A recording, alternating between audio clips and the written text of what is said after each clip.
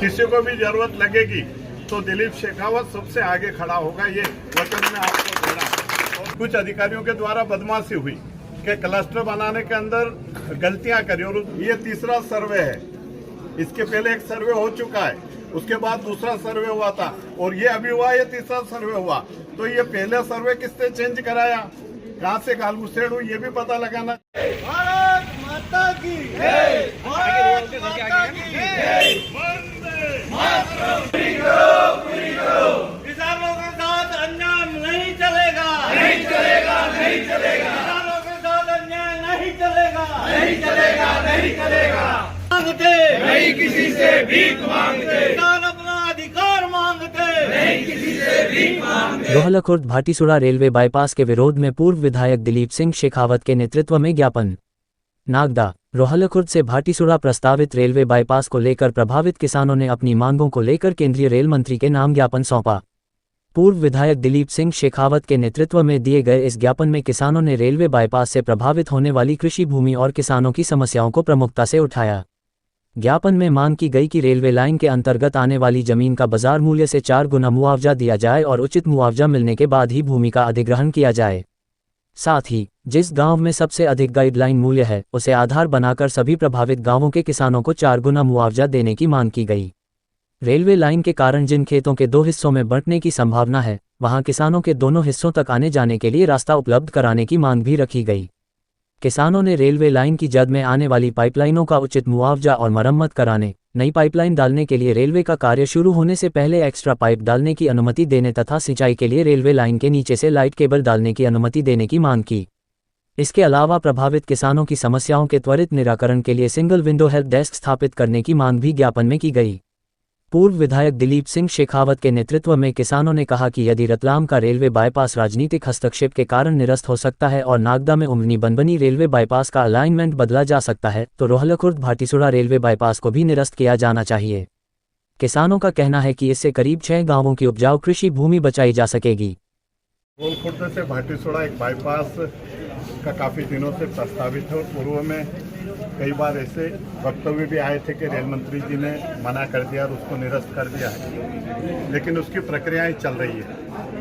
और उस क्षेत्र के जो अधिकतम किसानों की मांग है, वो मांग ये है कि जो मार्केट रेट है, और उसमें भी मैं एक विशेष चीज़ ये कहूँगा, मैंने पहले भी कहा था कि जैसे अगर शहरी क्षेत्रों में किसी प्लाट पे मकान बनाने के लिए बैंक कर्ज देती, सरकारी बैंक, वो सरकारी बैंक सरकार के अधीनस्थ काम करती है, और उस समय वो मार्केट वैल्यू निकलवाते हैं। अगर मान लो कहीं प्लाट की गाइडलाइन 4 लाख की है और प्लाट की मार्केट वैल्यू 40 लाख है, तो कर्ज 40 लाख के हिसाब से देते हैं। तो जब अगर ब्याज लेना है तो मार्केट रेट तय करके और उसको कर्ज देते हैं, तो फिर किसानों की जमीन अगर आप ले रहे हैं तो मार्केट रेट से प्राइवेट सर्वेयर से सर्वे कराए, जितनी मार्केट वैल्यू निकले उस हिसाब से 4 गुना करके उसको पैसा दे दे।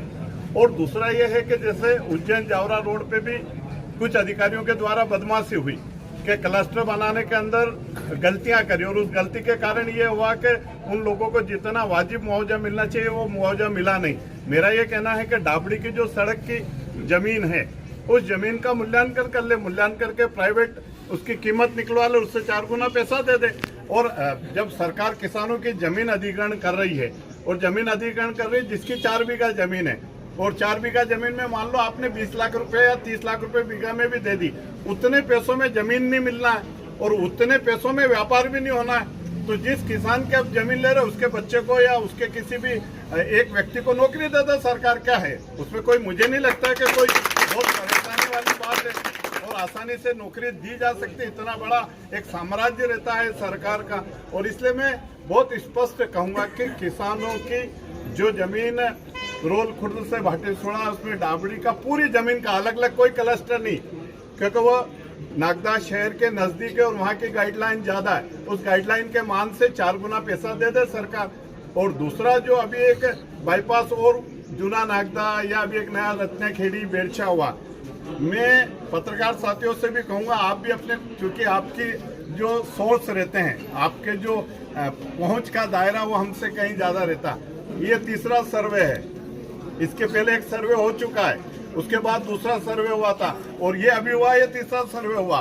तो ये पहले सर्वे किसने चेंज कराया, कहाँ से गालगुसेड़ हुई ये भी पता लगाना चाहिए, क्योंकि मुझे दिनेश जी भी कह रहे थे कि पटवारियों ने जमीन तक बता दी थी कि इतनी जमीनें आपकी आ रही है। तो सरकार ये सब चीजें कौन अधिकारी कर रहा है? और मैं तो ये मानता हूँ कि जो भारतीय जनता पार्टी की सरकार है, माननीय नरेंद्र मोदी जी जो बहुत संवेदनशील है, माननीय मोहन यादव जी जो किसानों के हितैषी है, और मुझे लगता है कि ये अधिकारियों के द्वारा सरकार को बदनाम करने का एक बड़ा षड्यंत्र है ताकि इससे आक्रोश उत्पन्न हो। मैं जनप्रतिनिधियों को भी कहूंगा कि ये जो आक्रोश उत्पन्न हो रहा है उस आक्रोश को हम किस प्रकार से कम कर सकते हैं ये सोचना चाहिए।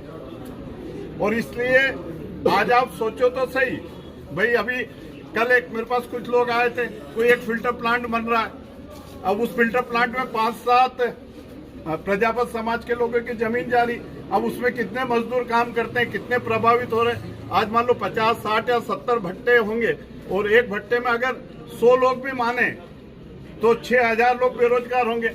कुछ गरीब ऐसे हैं जूना नागदा में जो पेट काट काट के मकान बनाते हैं, उनके मकान टूटेंगे। तो जिस प्रकार का ये विकास होना चाहिए, किसी को रोजगार देने के लिए विकास होना चाहिए, किसी के एक जो अरमान होते हैं विकास के, हम विकास के विरोधी नहीं है, अगर आवश्यकता है, लेकिन पर्याप्त मुआवजा जो है वो प्राइवेट सर्वेयर से सर्वे करा के और जो उसकी निर्धारित वैल्यू हो उसके हिसाब से 4 गुना पैसा दे दे।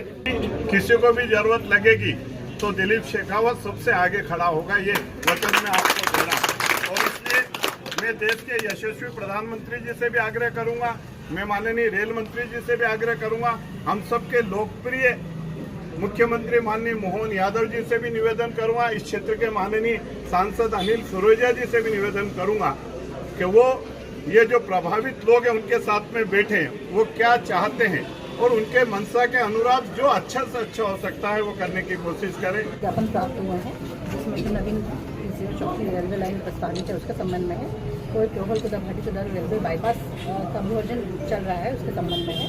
उसकी दोनों ज्ञापन केंद्रीय रेल मंत्री जी को संबोधित है, जो कलेक्टर महोदय के माध्यम से उन तक पहुंचा दिए जाएंगे और आपकी जो भी मांगे और समस्याएं हैं उनसे उनको अवगत करा दिया जाएगा।